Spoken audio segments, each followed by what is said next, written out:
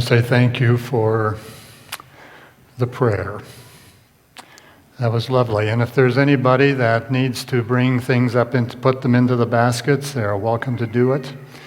There will certainly be opportunity during or after the foot washing, and you are welcome to come and do that at that time.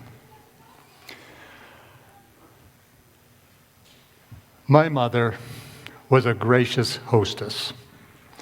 And when guests would come, she would wear an apron.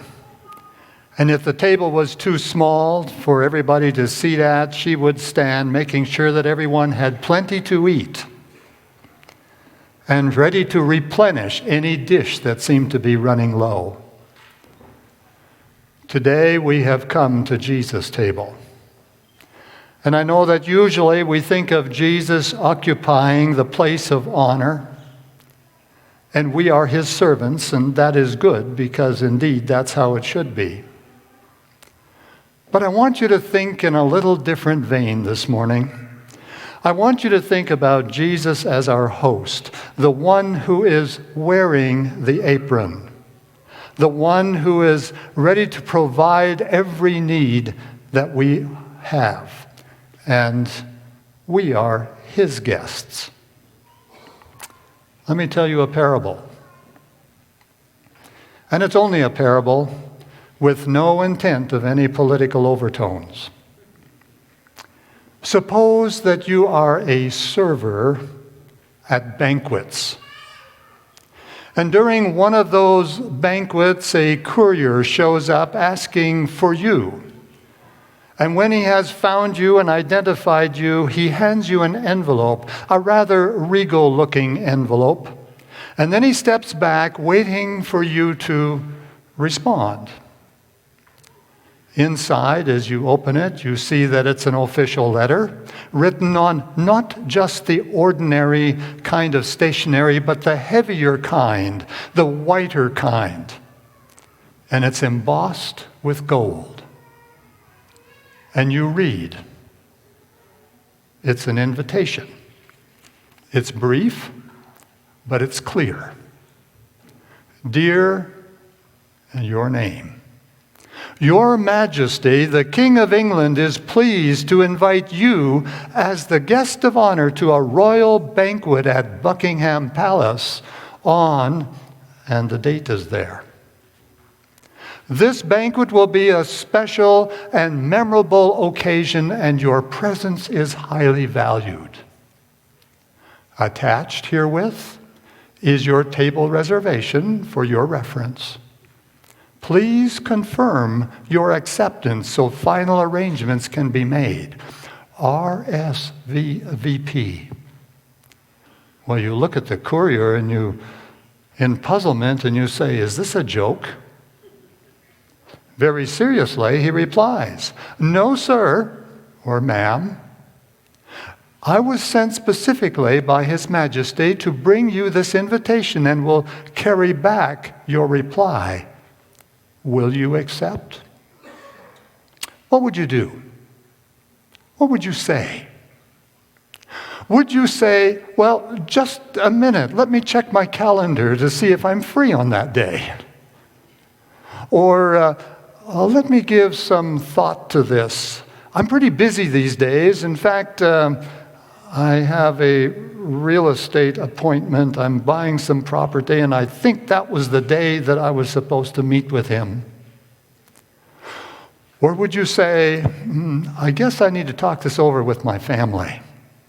And give me a few days, and I'll let you know. No. There is only one correct answer. Thank you for the offer. I feel honored, and I accept His Majesty's invitation. So, at the appointed time, you board the royal jet that has been sent specifically for you to carry you to London, England. The royal attendants tend to you to your every comfort as you wing your way to your destination. Well, the day of the royal banquet arrives, and you step into the banquet hall, majestic, The table setting is exquisite. Everything reminds you of royalty. And then you notice in a prominent location is a huge portrait. A portrait of you.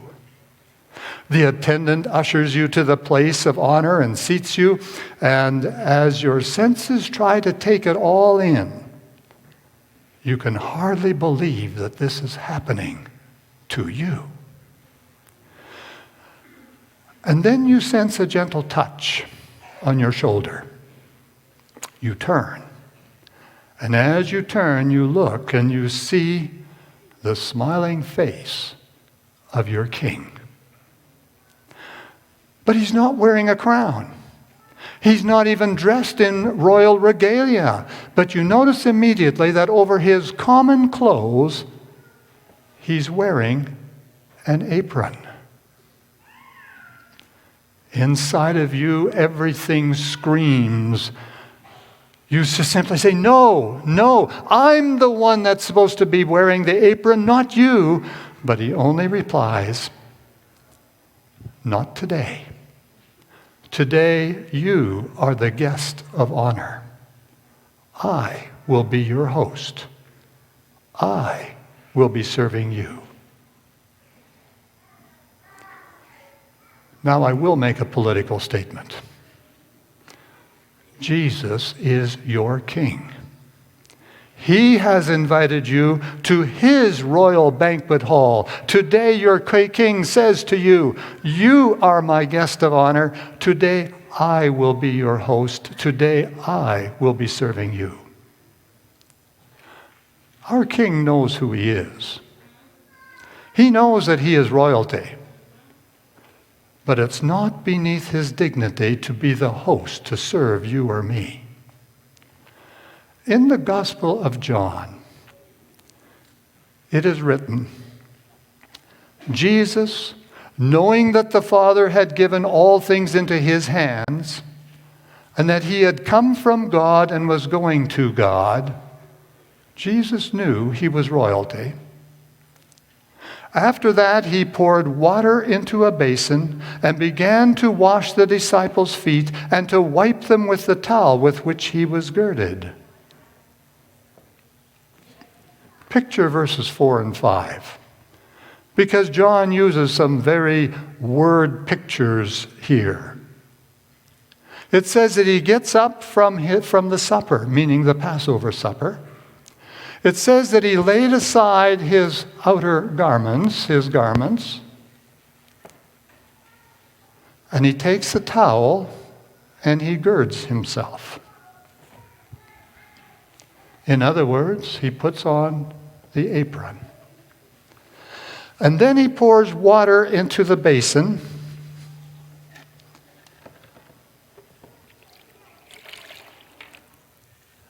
And he begins to wash his disciples' feet. I want you to think about something. He begins to wash his disciples' feet. How is he going to do that? There's only one way, and that is he has to kneel in order to do it. There is no other way. The question is, why do I tell you this? Why is this important? There are times when inside of us, our whole being screams, no, I'm the one that's supposed to be wearing the apron, not you. Subconsciously, when we say that, what we're really saying is, I can wash my own feet. Peter tried that. He tried it as we read on. It says, then he came to Simon Peter, and Peter said to him, Lord, are you washing my feet? Jesus answered and said to him, what I am doing you do not understand now, but you will know after this. Peter said to him, you shall never wash my feet. You shall never wash my feet. Basically, what he was saying is that I can wash my own feet. I'm not going to let you do that. But Jesus makes it clear that his act of washing feet symbolically washes away the day-to-day sins, the day-to-day missteps that we commit. And by so doing, we have peace within our hearts. Let's take this one step further. Have you ever tried to make peace with your own guilty conscience? If you do, you'll end up doing it the way the world does it. You will either pretend, you will play that pretend game, pretending that it really didn't happen, or you will pretend that everything is well, or you'll just play God and justify your actions. It's not that bad. It has to be done. He had it coming. And whatever other excuse that you can give. But neither one of those work. Why not? Because you can't kneel in front of yourself and wash your own feet. Only Jesus can clear your guilt and give you peace. You see, Jesus said to Peter, if I do not wash you, you have no part with me. You can't kneel in front of yourself and wash your own feet. It doesn't work.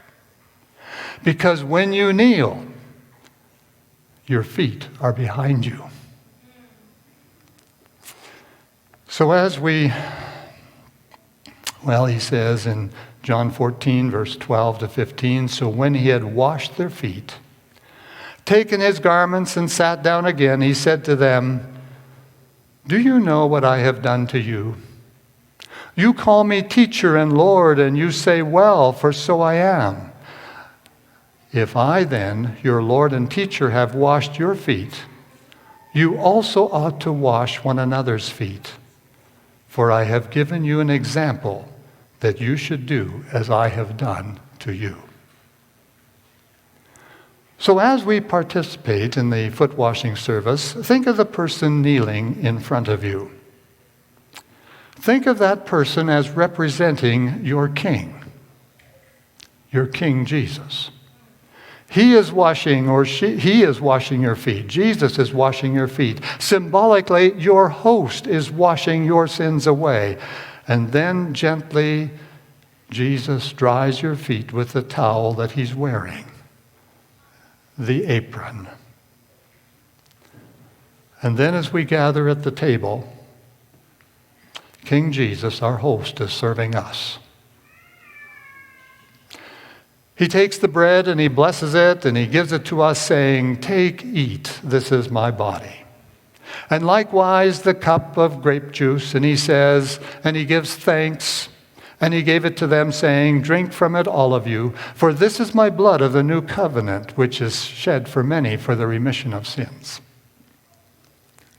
The communion table, in reality, is the banquet where you are being honored.